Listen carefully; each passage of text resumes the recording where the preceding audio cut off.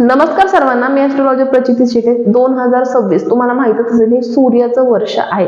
तर सूर्यसेवेने आपल्याला काय प्राप्त होतं ते बघणार आहोत. सूर्य म्हणजे काय की राजासारखं जर जगायचं असेल तर सूर्य उपासना ही आवर्जून नक्कीच करावी. तर सूर्याला काय प्रिय आहे तर नमस्कार प्रिय आहे.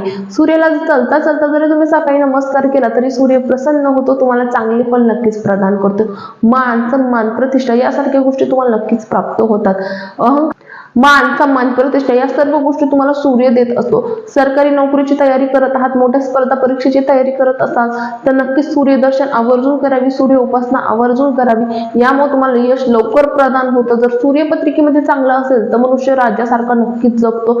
सूर्य जर चांगला करून घ्यायचा असेल तर माणिक रत्न हा आवर्जून नक्कीच धारण करा. जर तुम्हाला ओळखायचं आहे की तुमच्या पत्रिकेमध्ये सूर्य कसा आहे, चांगला आहे, अशुभ आहे, तर कमेंटमध्ये तुमची जन्मतारीख आणि जन्मवेळ नक्कीच लिहा. पुढच्या व्हिडिओमध्ये मी तुम्हाला सांगेल की तुमचा सूर्य तुमच्या पत्रिकेमध्ये कसा आहे.